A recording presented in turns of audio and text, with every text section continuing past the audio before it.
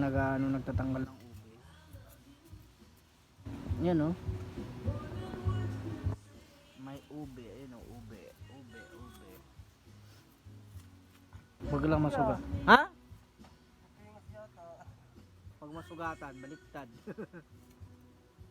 Oh, malaki na. Kamayin niya.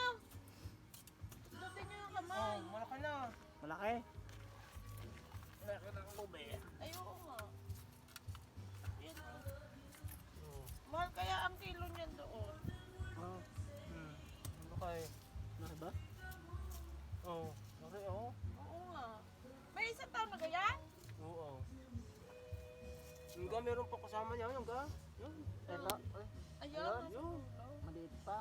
Maliit. Baka maliit pa yun. Pag namatay yung ano niya, ang puno, meron na yon. Ayun oh.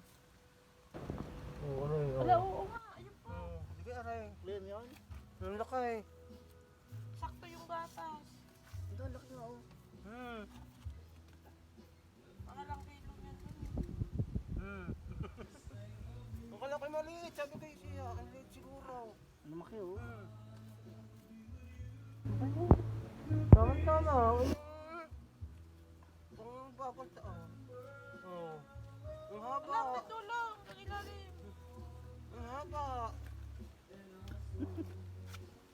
Ang laki pala. Kaya pala, pag pala ipatay na yung ano na.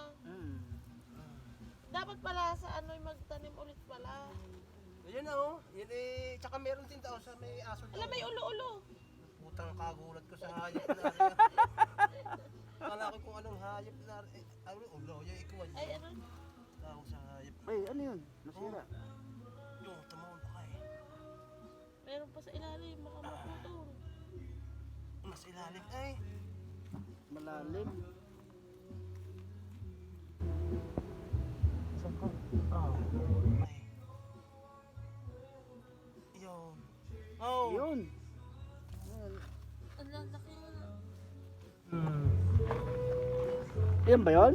Oo. Anong ang tawag ngayon? Anong ang tawag doon sa ano? Isang ganun oh. Lalo. Ang laki oh. Isang ganun. Isang tangkal. Aray ko, Ilang ano, kilo? 1 kilo. Nakadagit na naman. Ube!